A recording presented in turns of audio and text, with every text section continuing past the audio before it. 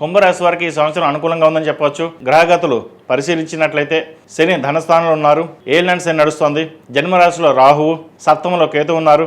గురువు మొదట 6 నెలలు పంచమ స్థానంలో ఉంటారు. తర్వాత జూన్ 2వ తేదీ నుండి అక్టోబర్ 31 తేదీ వరకు 6వ స్థానంలో ఉంటారు. అక్టోబర్ 31 నుండి ఈ సంవత్సరం చివరి వరకు కూడా 7వ స్థానంలో అంటే సప్తమ స్థానంలో సింహరాశిలో ఉంటారు. ఈ ప్రధానమైన గ్రహగతులు పరిశీలించినట్లయితే జన్మరాశిలో రాహు ఉండడం వల్ల, కేతు సప్తమంలో ఉండడం వల్ల అంత అనుకూలమైనది కాదు. ఇది వివాహ జీవితం పైన ప్రభావం చూపిస్తుంది. రాహు జన్మరాశిలో ఉన్నందువలన మానసికమైన ఆందోళన, గందరగోళం అనేది ఎక్కువగా ఉంటుంది.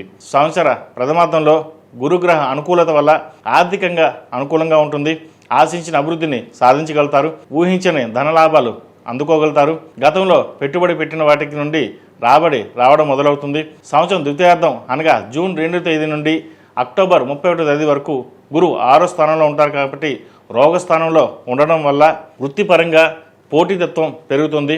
అక్టోబర్ 31 తర్వాత గురువు 7వ ఇంట్లోకి మారుతారు. అంటే సప్తమ స్థానంలో గురుకేతులు ఇద్దరు కూడా ఉంటారు.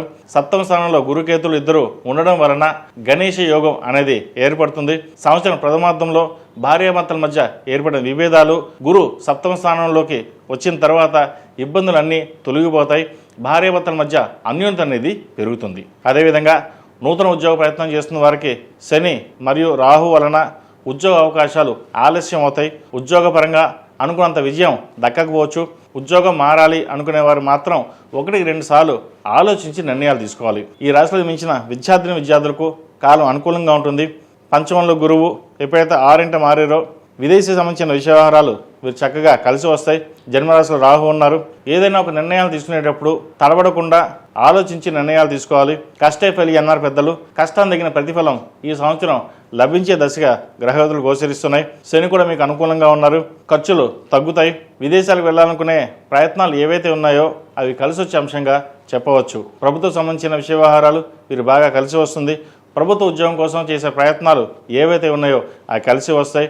ఉద్యోగపరంగా, వ్యాపారపరంగా అనుకూలంగా ఉంటుంది. రాజకీయ రంగంలోని వరకు కాలం కలిసి వచ్చే విధంగా గ్రహగతులు గోచరిస్తోంది. ఈ రాశిలో జన్మించిన స్త్రీలకు వృత్తి ఉద్యోగాల పరంగా, వ్యాపారపరంగా సానుకూలంగా జూన్ 2 వరకు ఉంటుంది. వివాహపరంగా మటుకి, వ్యాపారపరంగా మటుకి చిన్న ఇబ్బందులు అనేవి ఏర్పడుతుంటాయి. జూన్ 2 నుంచి అక్టోబర్ 31 వరకు ఆరోగ్య సమస్యలు ఎక్కువ అవుతాయి. ఆపరేషన్ దాకా వెళ్ళే అవకాశం గోచరిస్తోంది.